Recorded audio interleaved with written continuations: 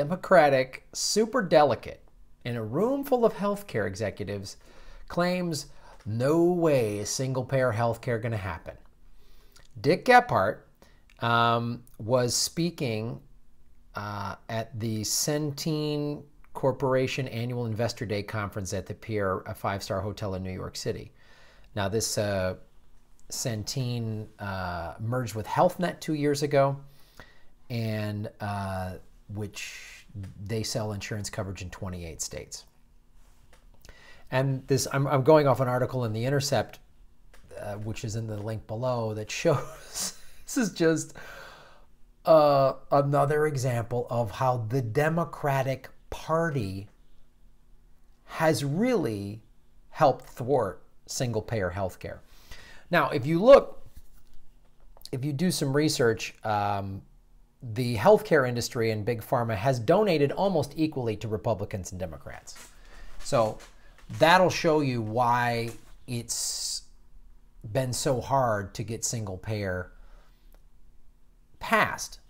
So they'll do this. So if it's a blue state like California, they'll pay off the Democratic lawmakers. If it's a red state like Texas, they'll pay off the Republican lawmakers to make sure single payer goes through. And Dick Gephardt, used to be the former Democratic House Minority Leader, laughed off the idea at this conference. He said, and I quote, "Not in my lifetime." He was asked, will America ever have a single payer? He said, "Not in my lifetime." He's also a Democratic superdelegate responsible for choosing the party's presidential nominee. When was asked about the possibility of single payer at the Centene Corporation Annual Investor Day. Gee, that's weird. So when a progressive, Bernie Sanders, was running on a healthcare for everybody,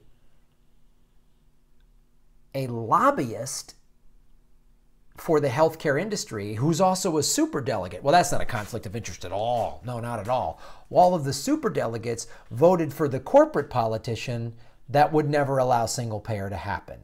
Huh, that's weird. That doesn't seem corrupt at all. This is why there is a DNC lawsuit. And the DNC always claims, well, that's... And I've heard friends of mine, again, this woeful group of neoliberal friends and family that I have that say stuff like, well, it's an independent... I remember at a dinner party, like in November, December, hey, and they were like, Democratic Party, they're a private organization. They can run their primary however they want. No, they cannot.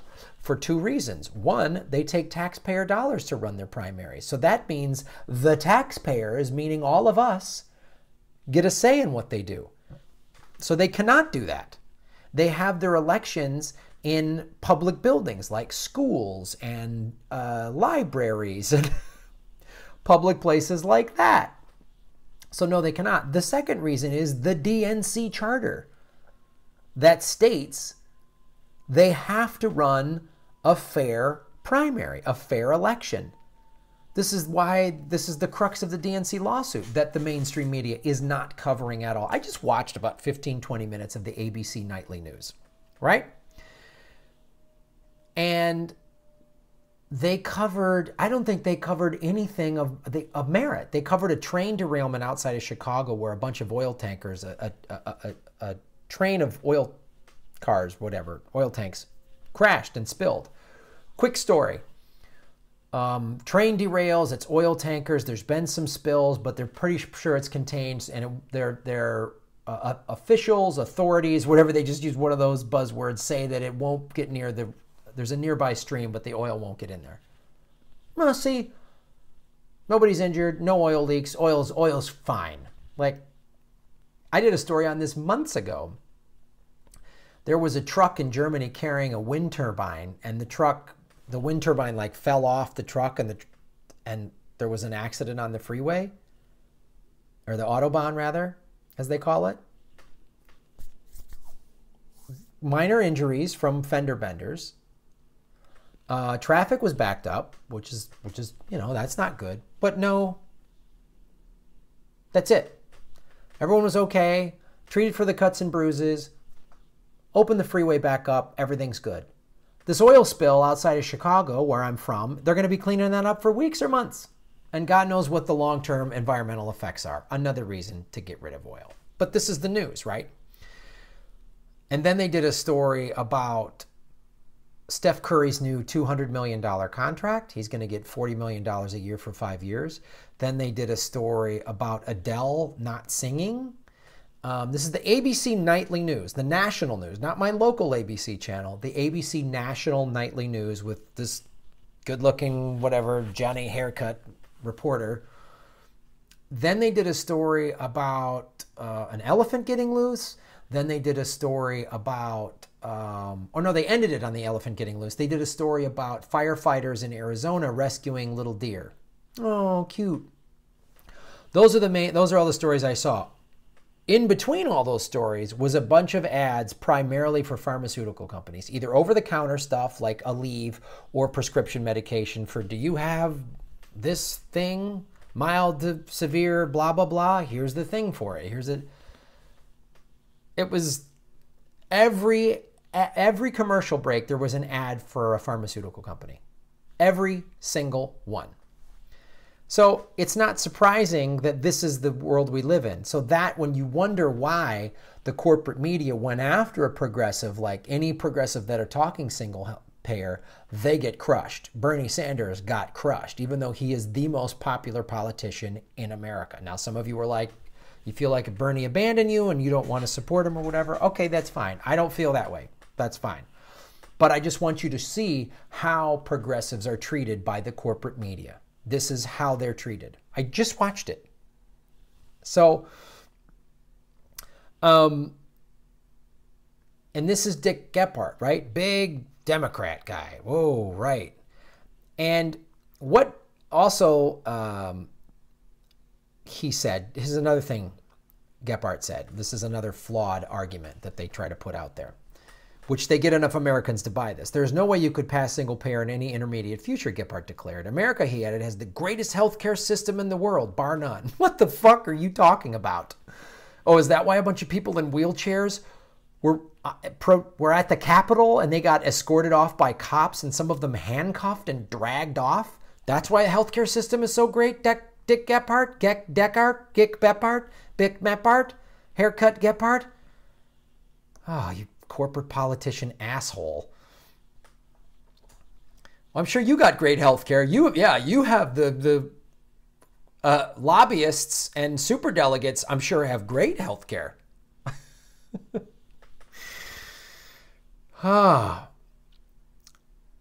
while single payer would provide universal coverage, there would be less quality and innovation without the involvement of the private sector. Boom. There's their bullshit talking point. This is what they always say. Government funded, it'll be clunkety. We need the private sector to spur innovation. No, the private sector spurs profit. The private sector does not care if millions, or if they overturn Obamacare, 22 million people don't have health care in the next 5 to 6 years. They don't care about that. They just care about profit. That's such bullshit. Because here's a thing to debunk that. The claim that single payer suppresses innovation is an old argument and does not stand up to scrutiny. Most medical innovation in the U.S. are already government funded through universities receiving federal subsidies and grants, as well as through the National Institutes of Health. A single payer insurance system like Medicare would simply negotiate for lower prices from providers and would likely steer savings towards greater investments in research and development. Claims about lower quality care are also highly disputed, given the countries with single-payer and tightly regulated universal healthcare system perform much higher in a range of U.S. health outcomes. Yeah, that's the other thing. You look at Canada and the UK, and it's on down the line. The quality of life, the quality of healthcare is so much infinitely better than America, where if you don't have a lot of money, you're not getting good healthcare. You are going to suffer. It's ridiculous the wealthiest country in the history of the world has these kind of high rates of disease and infant mortality rates. For an industrialized country, it's preposterous. It's preposterous. There has been a little push. Representative John Conyers, a Democrat from Michigan, now has 113 sponsors on a single-payer bill. Nearly twice that number signed on last year. Elizabeth Warren is signed on. And here are the obstacles that happen. I'll give you an example from this article. When Colorado debated a ballot measure to adopt single payer during the election last year, a small army of Democratic Party consultants descended upon the state to help healthcare industry interests defeat the measure. As The Intercept's Dave Dane explained, there are structural budgetary constraints embedded in the California Constitution that must be revised to make any type of single-payer plan possible. Right? We talked about this, how it was Anthony Rendon who voted down single-payer a week ago. Dick Gephardt, this is weird, it's going to sound weird, became a corporate lobbyist after serving as a populist Democratic lawmaker from Missouri. Just get into office and talk some populist stuff, but then the corporate world, they'll come following you. His clients have included Peabody Coal, Goldman Sachs, among others. He serves on the board of Centene, receiving an annual compensation around $315,000.